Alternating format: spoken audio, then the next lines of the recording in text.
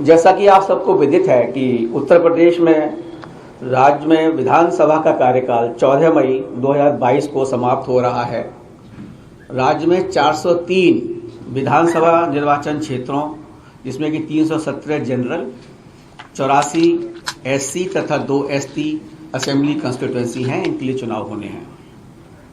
भारत निर्वाचन आयोग स्वतंत्र, निष्पक्ष, प्रलोभन मुक्त और कोविड सेफ तरीके से विधानसभा का आगामी सामान्य निर्वाचन कराने के लिए प्रतिबद्ध है। आयोग का यह प्रयास है कि वरिष्ठ नागरिकों, दिव्यांगजनों, महिलाओं, नए मतदाताओं सहित सभी मतदाताओं की अधिकतम भागीदारी सुनिश्चित हो।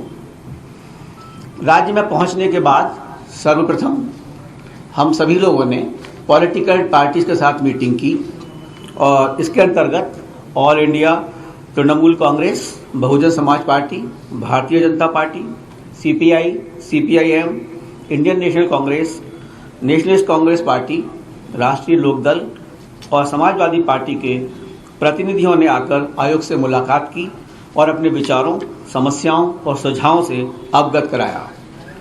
आयोग ने उनके द्वारा बताए गए बिंदुओं का संज्ञान लिया और इसके बारे में मैं आपको विस्तार से भी बताना चाहूँगा बाद में।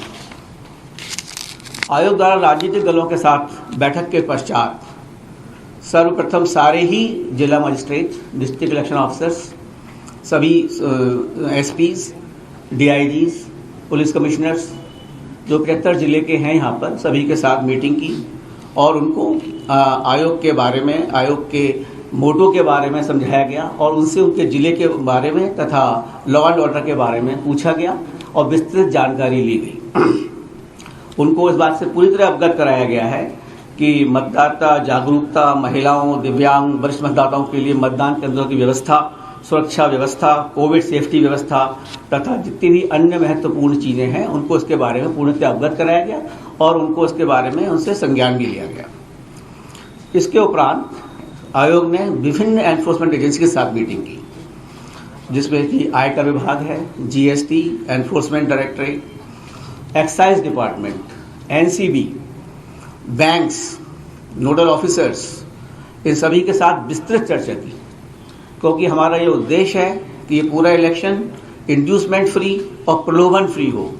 इसके लिए उनकी बहुत ही एक मीटिंग ली गई, जिसमें उनको सख्त निर्देश दिए गए हैं कि किसी तरह का भी प्रलोभन और किसी तरह का भी एक्साइज डिस्ट्रीब्यूशन, मादक पदार्थों का डिस्ट्रीब्यूशन, फ्री वीज डिस्ट्रीब्यूशन किसी तरह से भी ना हो पाए और उनसे उसके बारे में पूरी विस्तृत चर्चा की गई। आयोग ने उसके उपरांत जो हमारे नोडल ऑफिसर्स होते हैं पुलिस के और हमारे सीओ के साथ भी विभिन्न बिंदुओं पर चर्चा की और उसके बाद जो सबसे आखिर में जो जितने भी कंसर्न्स थे हमारे, तो मुख्य सचिव, DG police, health secretary, home secretary तथा अन्य सेक्रेटरीज के साथ अभी मीटिंग की है यहाँ पे आने से पहले।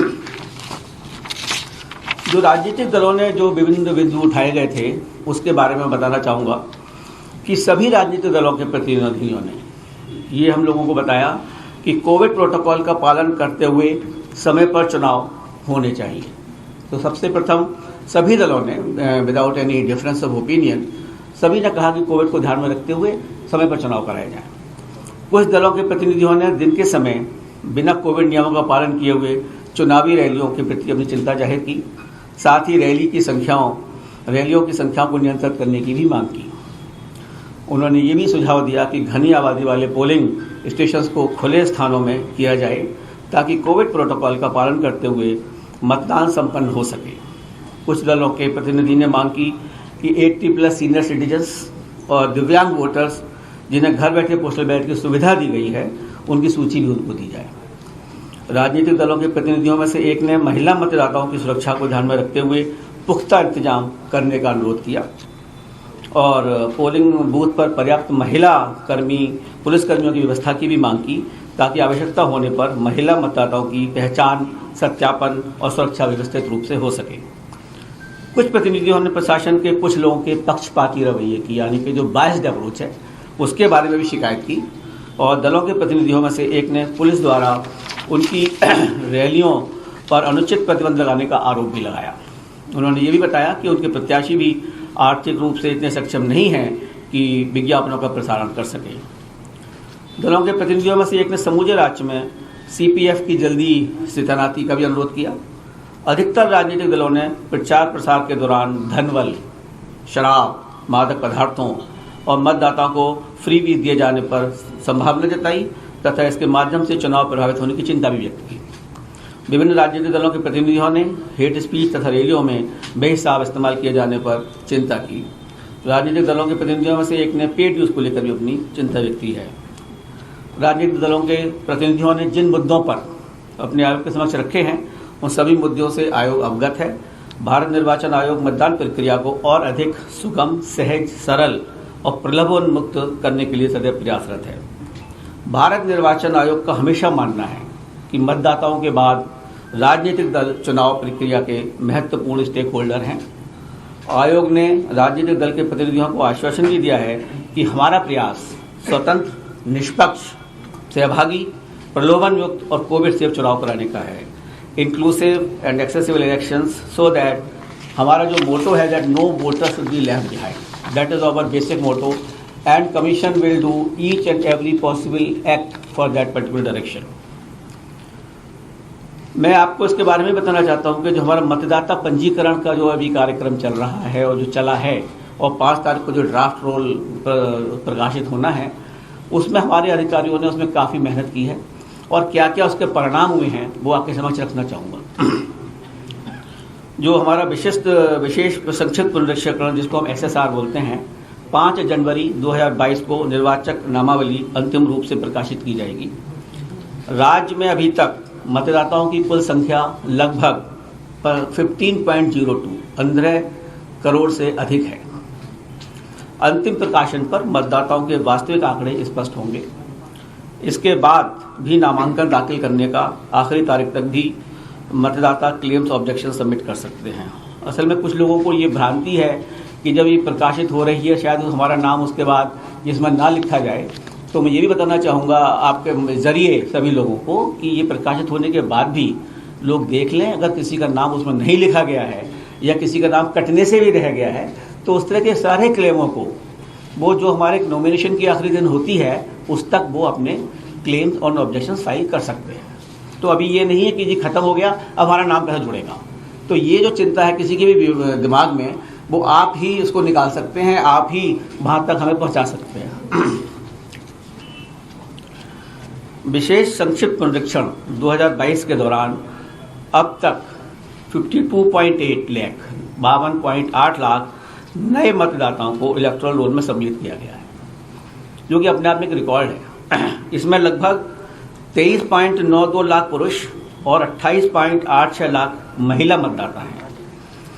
इन नए मतदाताओं में 18 से 19 वर्ग आयु वर्ग के करीब 19.89 लाख शामिल हैं, जो कि पिछले SSR के मुकाबले 3 गुने अधिक हैं। यानी कि पिछली बार जो ये 18 से 19 तक के मतदाता थे इनका परसेंटेज पूरे इलेक्टोरल रोल में कुल 0.51% था, जो कि बढ़कर अब 1.32% हो गया है। हमारा ये उद्देश्य है कि जितने लोग भी 18 साल 1 जनवरी 2022 को हो रहे हैं वो सभी इलेक्टोरल रोल में शामिल हों, और इसके लिए हमारे अधिकारियों ने बहुत ही डिफरेंट तरह से प्रयास किया। कॉलेजेस में जो इलेक्टोरल लिटरेसी क्लब बनाए, लोग वहाँ पहुँचे जाके और उनसे अनुरोध किया, उनके वो फॉर्म भरवाए गए 6, जिसकी वजह से ये 3 गुना अधिक जो एनरोलमेंट हुआ है। ये इसके लिए अफसरों ने बहुत अधिक कार्य किया है। और एक बहुत और अधिक उपलब्धि हुई है महिला सशक्तिकरण के बारे में, जो महिलाओं को अधिक से अधिक वोटर बनाया गया है। पिछली बार जो इलेक्शन हुआ था 2017 में, उसमें हमारा जो जेंडर रेशो था वो कुल 839 था, यानी कि 839 महिलाएं 1000 पुरुष। अब हमारे सामने बहुत बड़ी चुनौती थी कि भाई इसको महिलाओं को भी अधिक से अधिक लोगों को उसमें भर्ती किया जाए, इसमें इनकी एनरोलमेंट किया जाए। तो हमारे अधिकारियों ने आंगनवाड़ी वर्कर्स, आशा वर्कर्स, ब्लॉक लेवल ऑफिसर जो फीमेल हैं उनको घर घर भेजा, उन लोगों से बात की और उन लोगों को समझाया कि आपका मताधिकार में होना बहुत आवश्यक है और आपको अपना मत का प्रयोग भी करना है और आप अपनी मतदाता सूची में शामिल हों। उसकी वजह से जो ये बढ़ा है 839 जो 2017 में था उससे बढ़कर ये 868 पहुंच गया है, जो कि 29 पॉइंट प्रति 1000 के हिसाब से जो बढ़ा है, ये एक अपने आप में एक काफ़ी बड़ा वर्क है और आप देखते होंगे कि जो पूरे शामिल हुए हैं उसमें 23.92 लाख पुरुष और 28.86 लाख महिला मतदाता हैं। तो जो महिला मतदाताएं बढ़ी हैं वो रफली 5 लाख ज़्यादा हैं पुरुषों के मुकाबले। तो ये जो इस दिशा में काम किया गया है इसका रिजल्ट भी बहुत अच्छा आएगा, जो कि वोटर टर्नआउट जो मैं आपसे बाद में डिस्कस करूंगा उस पर भी इसका प्रभाव पड़ेगा और पूरा महिलाओं का इसमें पूरा योगदान रहेगा। ये हमारा एक अथक प्रयास है।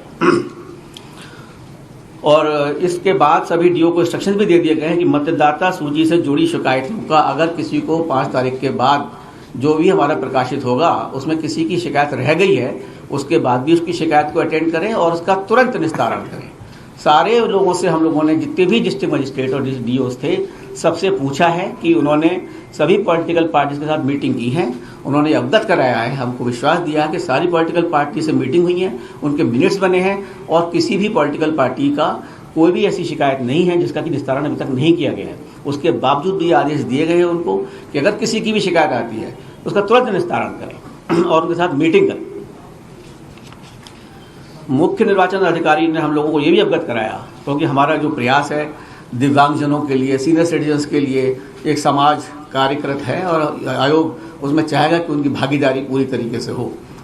तो अभी तक जो पोजीशन है उसके हिसाब से इस राज्य में 10,64,266 दिव्यांग मतदाता हैं और 80 वर्ष से अधिक आयु के जो मतदाता हैं वो 24,03,296 मतदाता हैं और 2,97,442 सर्विस मतदाताओं को भी आइडेंटिफाई किया गया है। सभी मतदान पूरी तरीके से एक्सेसिबल होंगे, जहां पर हमारे दिव्यांगजनों को कोई परेशानी न हो, जहां हर तरह से सुविधा दी जाएगी जिससे कि वे सहजता से मतदान कर सकें। ये हमारा दायित्व है कि जो हमारे बुजुर्ग हैं और जो हमारे दिव्यांगजन हैं उनको हम मतदान के लिए प्रेरित करें और उनको अधिक से अधिक मतदान कराएं। हमारे इस प्रयास से अभी जो एक राज्य में इलेक्शन हुआ था, मैं आपको बताना चाहूँगा कि उसमें 90% जो दिव्यांगजन थे उन लोगों ने वोट दिया था। तो एक अपने आप में एक मिसाल है और हम चाहेंगे कि वो मिसाल हमारे इस राज्य में भी पूरी तरह से चले।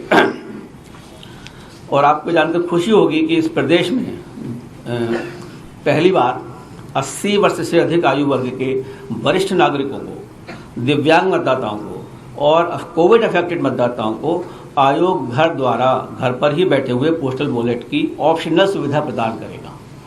मतलब कि आपकी इच्छा है, हम तो आपको चाहते हैं कि आप आए हमारे पोलिंग स्टेशंस पे जो कि पूर्णतः आपके लिए सुरक्षित हैं। उसके बावजूद भी अगर कोई लोग नहीं आना चाहते, जैसे 80 प्लस के आदमी हैं, अगर वो नहीं आना चाहते हैं तो ECI will go to their door step. ECI is at the door step of these senior citizens, of these divyang persons and these persons who are absolutely covid affected. We will go to their home. लेकिन इसमें पूर्णतः पारदर्शिता बढ़ती जाएगी। कुछ political parties का थोड़ा सा कंसर्न था। मैं बताना चाहूँगा कि जो लोग भी इस तरह से अपने फॉर्म भरेंगे और जो इसमें आना चाहेंगे कि हम घर से ही वोट देना चाहते हैं, उनका नाम पॉलिटिकल पार्टीज को दिया जाएगा। जो हमारी टीम जाएगी उसकी वीडियोग्राफी होगी, टाइम बताया जाएगा। और ये भी मेंटेन किया जाएगा सीक्रेसी डिस्टर्ब ना हो, because ultimately it has to be secret ballot. So secrecy maintain रहे लेकिन साथ में पारदर्शिता हो और निष्पक्षता हो। ये एक बहुत बड़ी चीज़ है और चुनौती है जिसको कि हम लोग पूरा करेंगे और सभी लोगों को उसमें हम लोगों का सहयोग देना चाहिए कि अगर हम उनके घर पर जा रहे हैं, पहली बार इस तरह की सुविधा दी जा रही है। हालांकि बहुत से लोगों ने इसको नहीं लिया और उन्होंने कहा चूँकि ये तो एक पर्व है और हम लोग जाना चाहेंगे बूथ पर। तो जो हम लोगों ने बिहार में इस तरह से सबसे पहले शुरू किया था तो वहाँ पे कुल 3% लोगों ने कहा कि हम आपको घर बैठे बैठे हम इलेक्शन करेंगे, बाकी लोग तो सब बूथ पर ही आए थे। तो इस तरह से यहाँ पर भी हम जो चाहेंगे जो लोग फॉर्म भरेंगे उसकी विधिवत सूचना दी जाएगी पॉलिटिकल पार्टीज़ को और उनको पूरी तरीके से, जो मेरा एक सुझाव है हमेशा कि ECI is at your door step. तो ये इसके द्वारा हम चाहेंगे कि मतदान इसी तरीके से हो और उन लोगों को हम मतदान में भागीदारी बना सकें।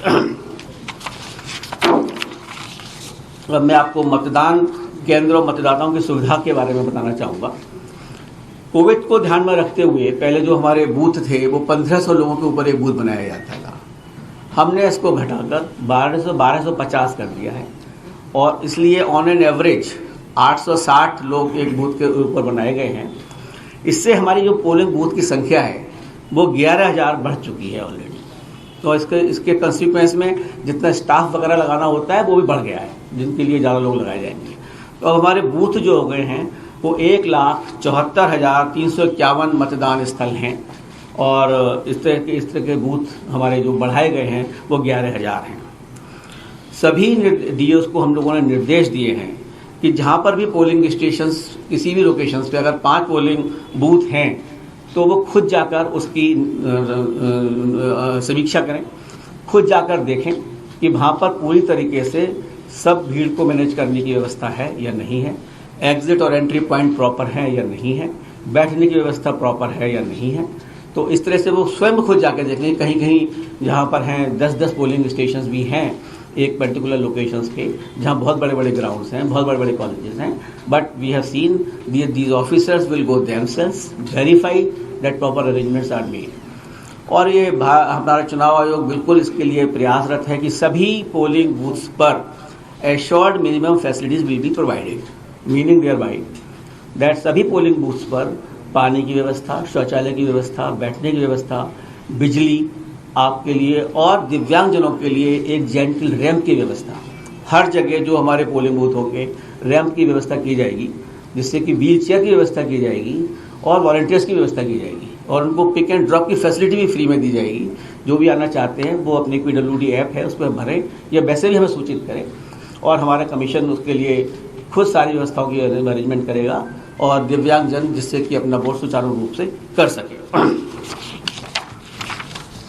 राज्य में 4,030 मॉडल मतदान केंद्र बनाए जाएंगे, मतलब प्रत्येक असेंबली कंस्टिट्यूएंसी में लगभग 10 आइडियल पोलिंग बूथ होंगे, जिसमें कि बहुत अच्छी तरीके से जो भी स्पेस और जो भी होगा उसको दिखाया भी जाएगा, उसको करा जाएगा, so that everybody should see that what is the model this thing. और वुमेन पार्टिसिपेशन के लिए हम चाहते हैं कि महिला सशक्तिकरण पर, जैसे पहले बताया मैंने आपको, एक प्रॉपर अफेक्ट आना चाहिए, उनको इस भागीदारी में एक फीलिंग आनी चाहिए कि स्ट्रेंथ इज सेम। इस प्रदेश में कम से कम 800 all women manage polling station बनाए जाएंगे।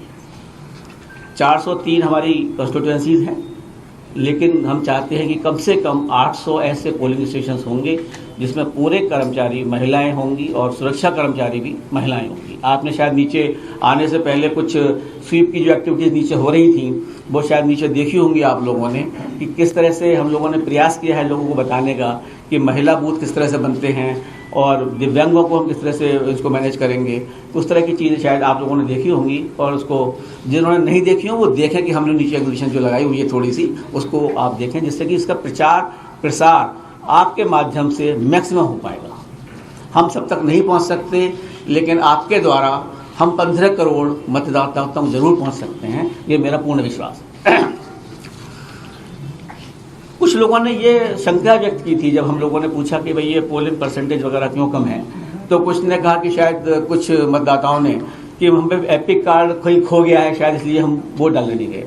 मैं बताना चाहूँगा कि एपिक कार्ड के अलावा 11 ऐसे दस्तावेज और हैं जिनके प्रूफ के द्वारा उनकी पहचान की जाएगी, और अगर उनके पास मतदाता एपिक कार्ड नहीं भी है तो उनके जरिए वो जा सकते हैं वहाँ पे और उनको वोट डालने का अधिकार पूर्ण दे दिया जाएगा। जैसे पैन कार्ड है, पोस्ट ऑफिस द्वारा जारी पासबुक है, मनरेगा कार्ड है, और आपका आधार कार्ड है।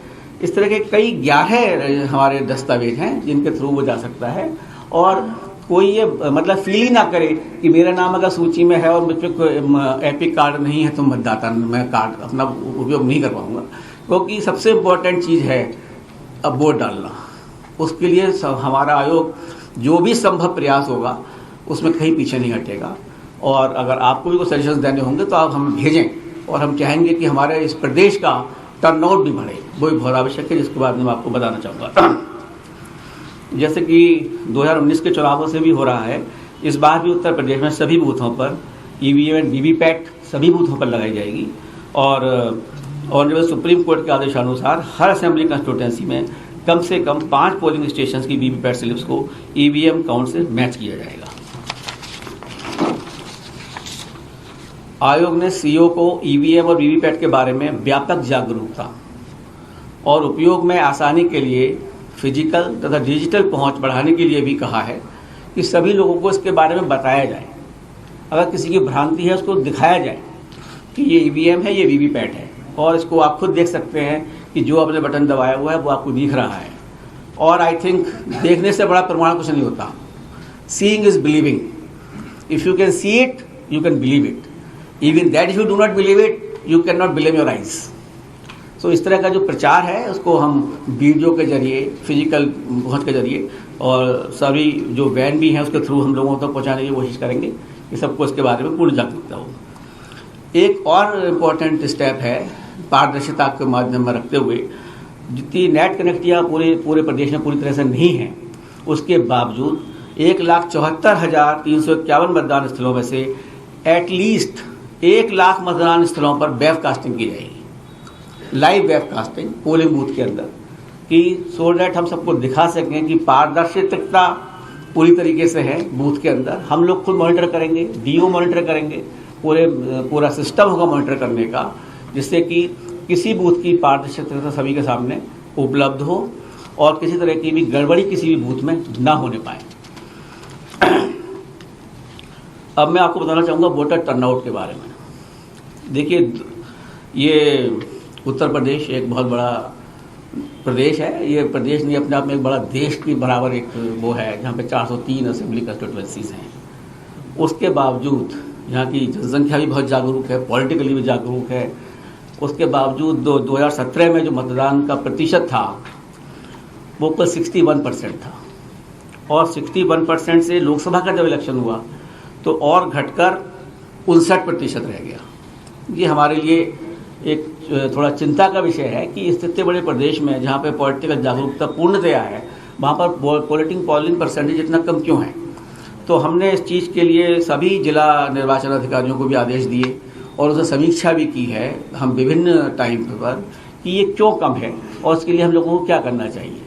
तो सभी डिस्ट्रिक्ट मजिस्ट्रेट्स ने, जितने भी डीओज हैं हमारे, उन्होंने खुद देखा कि कहाँ कहाँ हमारी जो असेंबलीज़ हैं, जहाँ जहाँ हमारे बूथ हैं, जहाँ पर कम परसेंटेज है स्टेट एवरेज से भी, उनको चिन्हित किया है और वहाँ पर जागरूकता के लिए विभिन्न प्रयास किए गए हैं, जिसमें कि आंगनबाड़ी और आशा वर्कर्स के थ्रू पहुँचा गया है। कुछ महिलाएं आइकन्स हम लोगों ने बनाई है, वहाँ पहुँचा गया है और आइडेंटिफाई किया गया है कि क्यों मतदान है। उनको जागरूकता करने के लिए स्वीप की एक्टिविटीज़ बढ़ाई गई हैं, जिससे कि उनको वोटिंग के लिए प्रेरित किया जा सके और वो वोट डालने आए।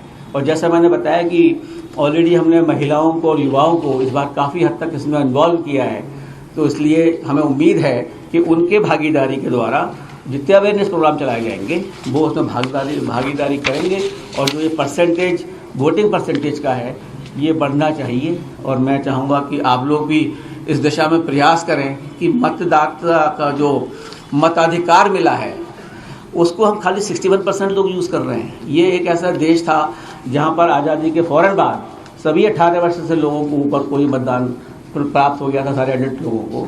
तो इसकी हम लोगों को महत्ता समझनी चाहिए और इसमें हमें भागीदारी लेनी चाहिए, तभी हम इस चीज़ के हकदार होंगे कि सरकार ने ये काम अच्छा किया या नहीं किया।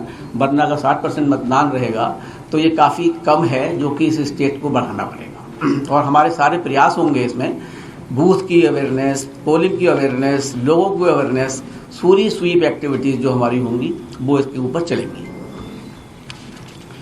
अब मैं आपको बताना चाहूँगा कोविड प्रोटोकॉल के बारे में, क्योंकि ये एक अचानक एक नया आयाम जुड़ गया है, जो कि अभी तक लग रहा था कि कोई कोविड की प्रॉब्लम नहीं है। और अभी मैं यहाँ पर आने से पहले कमीशन ने हेल्थ सेक्रेटरी से भी बात की और मुख्य सचिव से भी बात की इसके बारे में।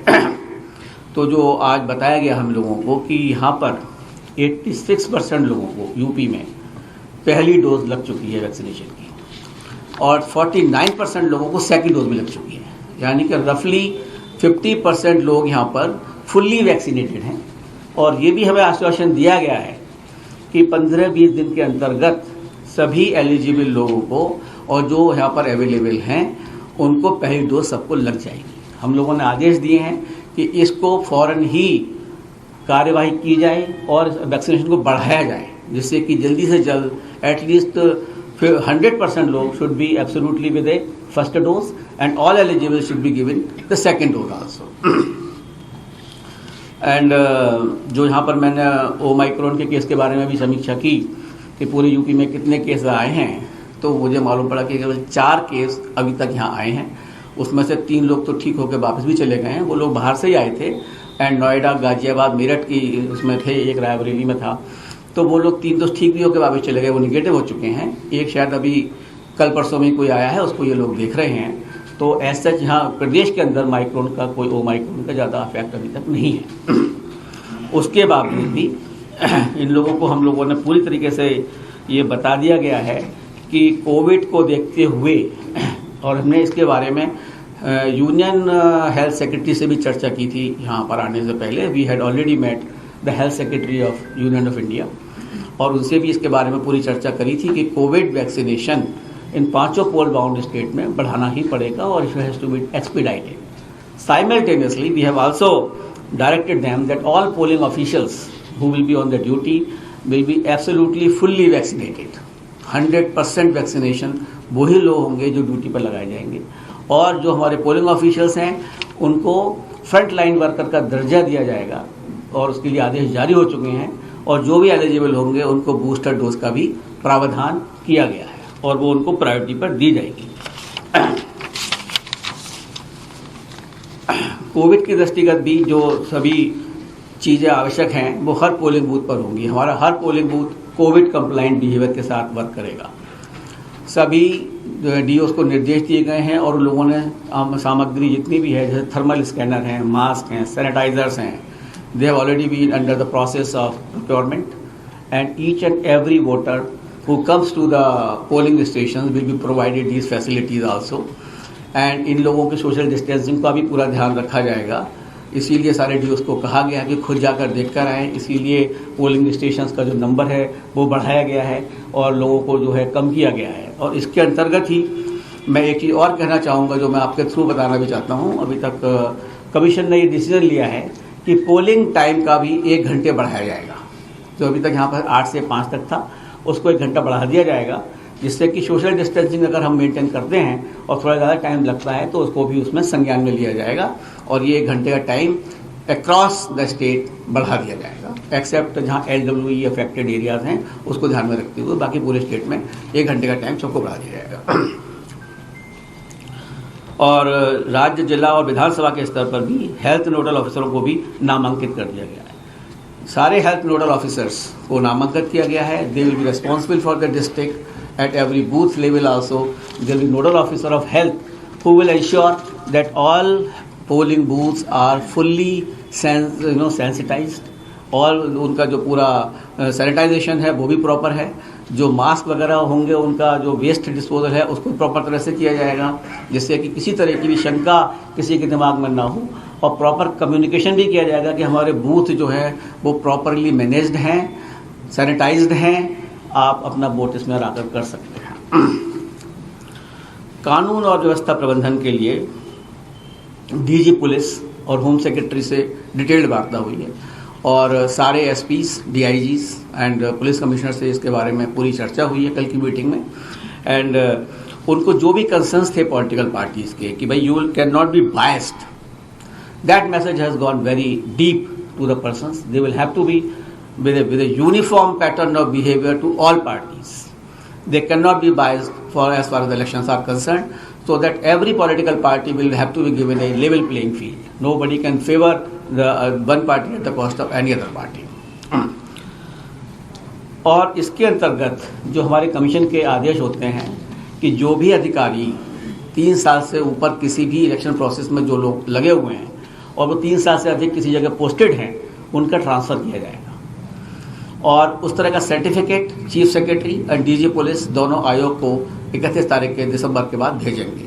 मैं ये बताना चाहता हूँ जो आज सुबह की समीक्षा हुई है उसमें 5000 से अधिक पुलिसकर्मियों का ऑलरेडी ट्रांसफ़र हो चुका है, और जो थोड़े बहुत रह गए हैं वो कर दिए जाएंगे, और 1 जनवरी को उन दोनों ने आश्वासित किया है कि सर्टिफिकेट हम लोगों को दिया जाएगा। इसमें 3440 sub inspector, 1440 SHO, 14 IPS officers and 39 PPS officers have already been transferred who were there for last 3 years, so that there cannot be any effect of being there for more than a 3 years period, and this particular direction will have to be fulfilled, and they have assured us that the certificates will be given on the 1st of January itself. आयोग ने सभी under this कानून व्यवस्था के प्रबंधन में vulnerable तथा sensitive constituency को, क्रिटिकल कंस्टिट्यूएंसी को ऑब्जेक्टिव क्राइटेरिया पर निर्धारित करने के निर्देश दिए हैं, जिससे कि किसी तरह की भी सब्जेक्टिविटी ना आने पाए और जो रियली वल्नरेबल हेलमेट्स हैं वहाँ के लोगों को कम से कम किसी तरह से कोई वोट डालने को रोक ना पाए और पूरा उनका कॉन्फिडेंस बिल्डिंग मेजर्स किए जाएंगे, जिससे किसी तरह की उनको अव्यवस्था ना हो, हर आदमी सुचारू रूप से वोट डाल सके। और जहाँ क्रिटिकल हमारे पोलिंग स्टेशंस के और आसपास के एरियाज हैं उनको भी पूरी निगरानी रखी जाएगी और उसको कंप्लीटली पुलिस देखेगी कि किस तरह की भी अराजकता ना फैल पाए।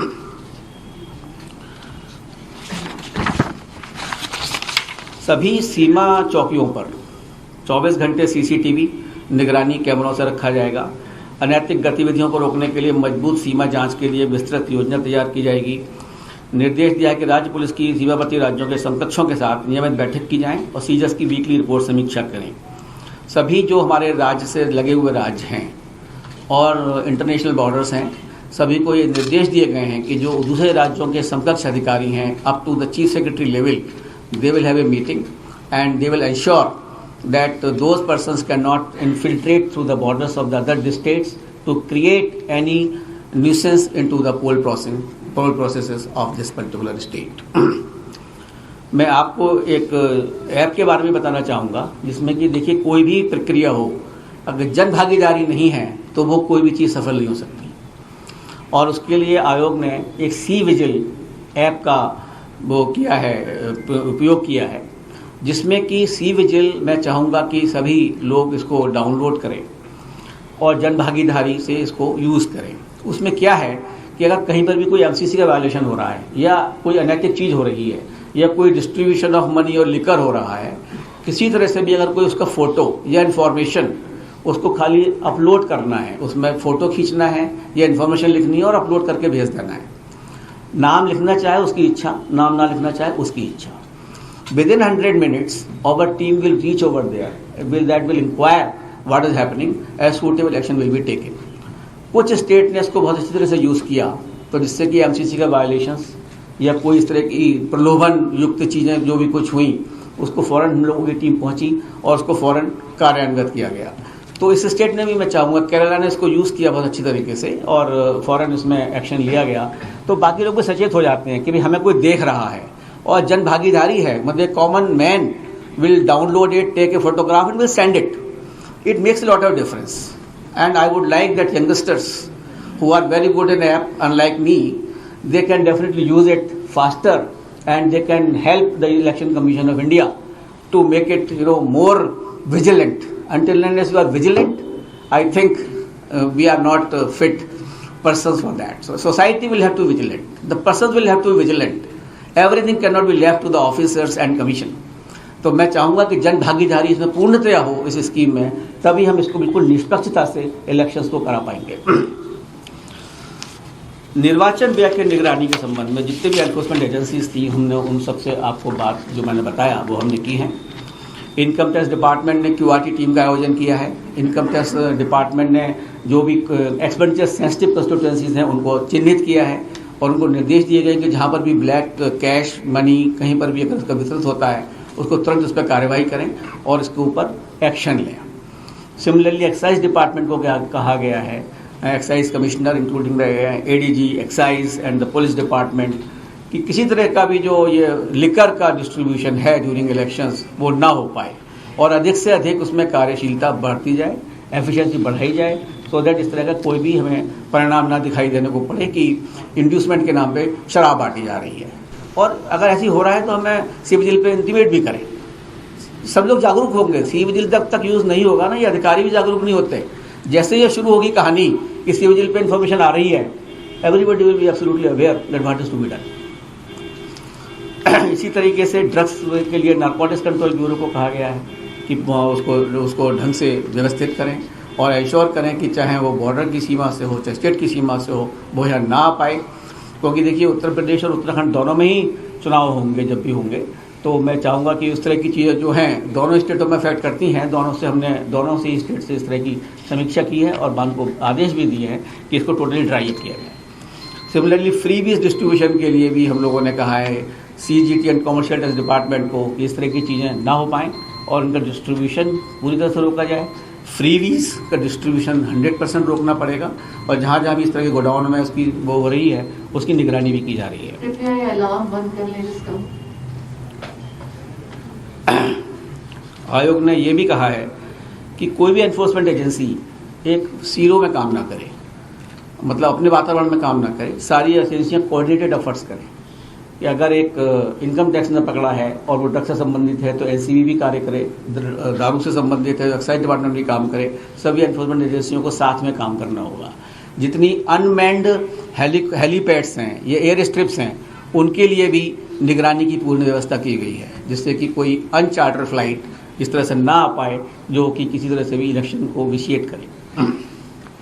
रेलवेज, एयरफोर्स, इन सभी को पूर्णतः आदेश दिए गए हैं कि इसको बस सख्ती से कार्रवाई की जाए अगर कहीं भी इस तरह की चीज़ उनकी नज़र में आती है। एक अन्य बहुत इम्पॉर्टेंट चीज़ है क्रिमिनल एंटीसीडेंट, आपराधिक पृष्ठभूमि के कैंडिडेट जो खड़े होते हैं, तो ये एक बहुत इम्पॉर्टेंट चीज़ है कि उन लोगों को खुद जो कैंडिडेट है अगर आपराधिक पृष्ठभूमि के हैं तो उन लोगों को मीडिया में, पेपर में, टीवी पे प्रसारित करना होगा। अलॉन्ग विद एफिडेविट तो फाइल करेंगे ही करेंगे, जो हमारे सामने समक्ष करते हैं कि ये मेरे खिलाफ धाराएं लगी हुई हैं, मेरी क्रिमिनल पृष्ठभूमि है। और इसके अलावा जो पॉलिटिकल पार्टीज़ हैं उनको भी बताना होगा कि इन्होंने ये आदमी को क्यों लिया है, उनको पब्लिसाइज करना पड़ेगा कि इस आपराधिक छवि के व्यक्ति को क्यों चुना गया है और उसका क्या कारण है, क्योंकि क्या क्लीन व्यक्ति दूसरा नहीं है। बेनेबिलिटी इज़ नॉट द क्राइटेरिया कि वो हम जीत जाएगा। तो इस तरह से पब्लिक को पूर्णतया इन्फॉर्मेशन होगी कि कौन से कैंडिडेट आपराधिक छवि के हैं और कौन से कैंडिडेट क्लीन हैं। बाकी चॉइस तो वोटर के हाथ में है, voter is supreme to elect the persons. So ultimately but this particular thing will have to be done. और ड्यूरिंग द इलेक्शंस ECI एक जो हमारा एक ऐप है, वोटर हेल्पलाइन ऐप, उसमें भी एक ऐप जारी करेगा जिसमें कि उस कैंडिडेट के इस तरह की जो आपराधिक पृष्ठभूमि है उसके कारण चिन्हित होंगे।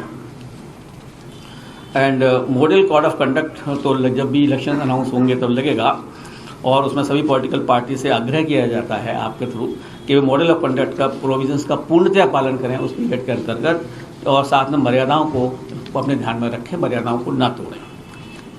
और जो मीडिया है, पेड न्यूज़ है, सोशल मीडिया है, तो सोशल मीडिया और पेड न्यूज़ के ऊपर भी पूर्णतः निगरानी रखी जाएगी। और अगर किसी तरह का भी कोई भी इस तरह की पोस्ट वगैरह की जाएगी जो कि इलेक्शन प्रोसेस को विशिएट करे, उसके खिलाफ कार्रवाई की जाएगी। मैं सारांश में बताना चाहता हूँ, क्योंकि मैंने आपको काफ़ी चीज़ों के बारे में बताया, तो जो मुख्य बिंदु हैं, तो I would like to reiterate that Bharat ji नया वोटिंग टाइम हम आपको 1 घंटा बढ़ा देंगे, उसके बाद हम उसको क्वेश्चन पीरियड में आपको क्वेश्चन जब आएंगे आपको बता दिया जाएगा। भारत का चुनाव आयोग स्वतंत्र, निष्पक्ष, शांतिपूर्ण, सुलभ, समावेशी और प्रलोभन मुक्त कोविड सेफ चुनाव कराने के लिए अपनी प्रतिबद्धता को दोहराता है। कोविड सिचुएशन को ध्यान में रखते हुए सारे जो रैलीज हैं उसको पूरा ध्यान रखा जाएगा। सभी मतदान केंद्रों और मतदान कर्मियों के लिए कोविड सुरक्षित प्रोटोकॉल का अनुपालन सुनिश्चित किया जाएगा। मतदान स्थलों पर भीड़ प्रबंधन हेतु प्रवेश निकास के उचित संकेतक सुनिश्चित किए जाएंगे। कोविड की स्थिति को ध्यान में रखते हुए 11,000 नए बूथ बनाए जाएंगे। इलेक्टर जेंडर रेशो जो मैं आपको बता चुका हूँ, 2017 की अपेक्षा 29 अंक बढ़कर 868 हो चुका है और 18 से 19 साल की आयु वर्ग के मतदाताओं की संख्या लगभग 3 गुना बढ़ चुकी है। और महिलाओं को मतदाताओं को ध्यान रखते हुए करीब 800 ऑल वुमेन मैनेज बूथ बनाए जाएंगे। और पक्षपातपूर्ण व्यवहार करने वाले अधिकारियों के साथ आयोग की 0 टॉलरेंस है और ऐसे एरिंग अधिकारियों पर आयोग कड़ी कार्यवाही करेगा। और एनफोर्समेंट एजेंसियों को हम लोगों ने बोल ही दिया है कि चाहे अंतर्राष्ट्रीय सीमा हो, चाहे राष्ट्रीय सीमा हो, चाहे राज्य की सीमा हो, उस पर किसी तरह की भी शराब, ड्रग्स, मुफ्त और नकदी की आवाजाही पर प्रभावी रूप से रोक लगाई जाएगी। चुनाव लोकतंत्र का पर्व है, is a festival of democracy and we should celebrate in to that spirit only. मुझे उम्मीद है, हम आशा करते हैं कि सभी मतदाता पूरी भागीदारी करेंगे। मैं राजनीतिक दल के प्रतिनिधियों और नागरिकों से स्वतंत्र और निष्पक्ष चुनाव सुनिश्चित करने में अपना सहयोग देने का पुनः आग्रह करता हूं। आयोग हमेशा मीडिया का चुनावी प्रक्रिया में अपना सहयोगी और पार्टनर और महत्वपूर्ण पार्टनर मानता है, और आपके द्वारा ही सारे के सारे संदेश जनता तक पहुंचते हैं। मैं आगामी चुनाव में भी आपसे सहयोग की अपेक्षा करता हूं और कामना करता हूं। मैं दोहराना चाहूँगा कि मीडिया संगठनों को भी हितधारकों के बीच चुनावी प्रक्रिया के बारे में जानकारी और जागरूकता फैलाने की मदद करनी चाहिए और एक सूचित और नैतिक तरीके से अपने वोट डालने में कर्तव्य और जिम्मेदारी की भावना पैदा करनी चाहिए। मैं आप लोगों को पुनः धन्यवाद देता हूं और मैं चाहूँगा कि आपके थ्रू हमारा एक इलेक्शन प्रोसेस बहुत ही अच्छा बन सके। सो शेफाली जी कोऑर्डिनेट करेंगे। से बात करें जरा, एक एक करके लें, यहाँ से शुरू करते हैं। सर, मैं हिंदुस्तान अखबार से जी संतोष पाली जी, मेरे दो सवाल।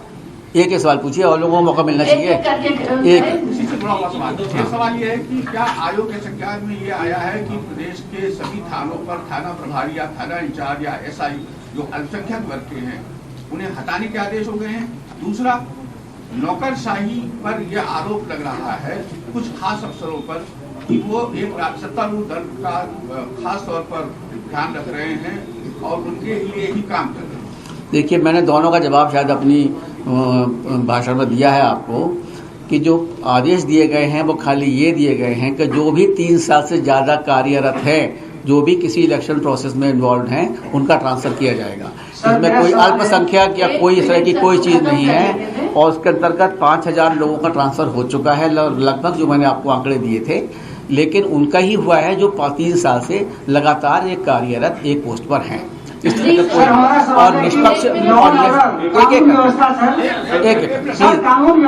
आई will give reply to everyone. I will give reply please. Sir, कानून व्यवस्था उत्तर प्रदेश का एक करके मैं आपको अपना नाम और मीडिया ऑर्गेनाइजेशन बता दें। मैंने अभी CNN News 18 Hanshu. हाँ. My question is that you have spoken in detail about the protocols we will be following when the polling takes place. Is there any protocol for how the campaigning will take place? Is the election commission thinking about banning or streamlining the big political rallies which are happening and they can add as a super spreader? Yes, a good question, and only for that we have discussed with the health secretary, with her health secretary, the CS, and all DOs only. And whenever the elections will be announced, this point will be definitely considered how the big rallies are to be managed or whether digital communication will have to be increased. But इसके बारे में पूर्णतया एक हमारे दिशा निर्देश जारी होंगे जब भी इलेक्शन अनाउंस होगा, उसमें पूरी तरह से दिशा निर्देश जारी होंगे और SDA में और इनको पूरी तरह से ध्यान रखा जाएगा, जो कि एक जो सिचुएशन है वो डायनेमिक सिचुएशन है।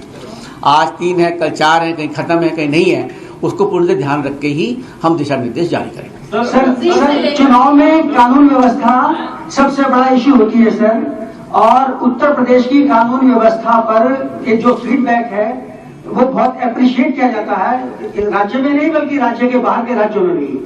तो आपने कल समीक्षा की है, तो क्या आप हमको बताएंगे कि आपका उत्तर प्रदेश की कानून व्यवस्था पर चुनाव को दृष्टिगत रखते हुए क्या फीडबैक है? आपका नाम और ऑर्गेनाइजेशन? मेरा नाम दिनेश शर्मा है, मैं स्वतंत्रआवाज.com से हूँ। जी, कानून व्यवस्था की हम लोगों ने सभी SP और DG से समीक्षा की है और जहाँ जहाँ भी कोई कमी अगर नजर आई है उसको उनको फौरन चिन्हित कर दिया गया है और ये सुनिश्चित किया जाएगा कि जब भी इलेक्शन अनाउंस होंगे इसकी कानून व्यवस्था पूर्णतः दुरुस्त है और दुरुस्त रहेगी। सर, मैं विशाल हूँ जी न्यूज से। क्या ये माना जाए कि चुनाव उत्तर प्रदेश में समय पर होंगे और क्या रैलियों पर रोक लगेगी या रैलियां चलती रहेंगी, क्या होगा? देखिए एक मैं आप हाँ, क्योंकि हाईकोर्ट ने भी कहा है जी, इसको थोड़ा आगे बढ़ाइए, जी, केसेस बढ़ रहे हैं उत्तर प्रदेश में, तो क्या इलेक्शन कमीशन इस पर भी विचार करेगा कि चुनाव को आगे किया जाए? देखिए, जो इलेक्शन कमीशन है, जो संविधान में जो भी हमारी दायित्व है उसको पूर्णतया निभाएगा और उसको निभाने में जो भी चीज़ें उसको कंसिडरेशन में लेनी होंगी, चाहे कोविड की संख्या बढ़ती हुई हो या बढ़ती हुई रैलियों को अरेंज करना होगा, वो हम लोग को पूरी तरह ध्यान रखेंगे और तभी हम चुनाव अनाउंस करेंगे और जब भी अनाउंस करेंगे आपको सबसे पहले बताएंगे। देखिए, एक करके बोले, सभी का जवाब दूंगा, एक करके बोले। मेरे सवाल का जवाब नहीं आ पाया, वो बीच में उनका सवाल आप बता दीजिए। आप तो उत्तर प्रदेश में विधानसभा के चुनाव समय पर होंगे? देखिए, ये जब भी चुनाव निश्चित किए जाएंगे सबसे पहले मीडिया को बताया जाएगा। हम चुनाव बिना मीडिया को बताए हुए अनाउंस ही नहीं करते हैं। इंडिया चैनल से सवाल यह है कि आचार संहिता लागू होने के बाद आपने कहा हम रैलियों पर अगर कोई रिस्ट्रिक्शन लगाना होगा तो लगाएंगे। क्या हम ये मान लें कि तब तक ये रैलियां इसी तरह से चलती रहेंगी, उसके बाद जो परिस्थिति होगी उसकी रिस्पॉन्सिबिलिटी फिर किसकी होगी? देखिए, जब भी चुनाव होता है, हमारा चुनाव आयोग का जब दायित्व शुरू होता है, जब हम एमसीसी लागू कर देते हैं, उससे पहले जो भी वर्क है वो स्टेट एडमिनिस्ट्रेशन का होता है और एसडीएमए के अंतर्गत जो भी उनकी कार्यवाही होगी वो लोग करेंगे। The moment we announce our elections, the moment MCC comes into play, we will definitely consider whatever you say and you take into account. मैं जवाहर खान जी मीडिया से जवाहर खान जी मीडिया हो चुका। सफाली जी, आप सर, मेन क्वेश्चन है वो अभी तक क्लियर नहीं हुआ। इलाहाबाद हाई कोर्ट के टिप्पणी के बाद में सरकार और चुनाव आयोग से कि चुनाव होने ना होने को लेकर के ये एक तरीके से सबसे इम्पोर्टेंट ये दौरा था, वही चीज अभी तक आपने क्लियर नहीं की है। रैलियां आपने देखी पश्चिम बंगाल में किस तौर पर होती रही, कैसे कोरोना के केसेस बढ़ते रहे, उत्तर प्रदेश में पंचायत चुनाव होते रहे, केसेस बढ़ते रहे। तो आप लोगों ने इस बैठक, इस 3 दिवसीय दौरे के अंदर किया क्या सर इस होने ना होने को लेकर? देखिए, जो भी चुनाव आपके पंचायत के हुए उससे हमारा कोई वास्ता नहीं है, लेकिन इस चुनाव में हम डेफिनेटली जो भी चीजें हैं, जो भी बिंदुएं हैं, उसका पूरी तरह समीक्षा करने के बाद ही क्लैरिटी क्या, बाकी चीजें तो आपको क्लैरिटी जैसे भी हम अनाउंस करेंगे आपको सारी क्लैरिटी मिलेगी। इसका मतलब इलाहाबाद हाईकोर्ट जिस तरह का अपील का कोई मतलब उसका भी संज्ञान लिया जाएगा। बस संज्ञान लेंगे सर। शर्मा हूँ आज तक से पर्टिकुलर ऑफिसर्स के खिलाफ जो पॉलिटिकल पार्टीज ने शिकायत की है उनको लेकर के क्या निर्णय लिया गया है? क्या कुछ ऑफिसर्स को लेकर क्या आरोप लगाया गया कि वो सीधे से पुलिस को दमन करते हैं? देखिए, जो मैंने आपको बताया कि जितने भी लोग थे वो ऑलरेडी जितने ट्रांसफर होने थे वो ट्रांसफर भी हो चुके हैं और जो रह गए हैं उनका ट्रांसफर किया जाएगा। ठीक है, जो 3 साल से अधिक के हैं, और जो भी शिकायत किसी की दी गई है या दी जाएगी उस पर भी आयोग पूरी जांच करके निश्चित कार्यवाही करेगा।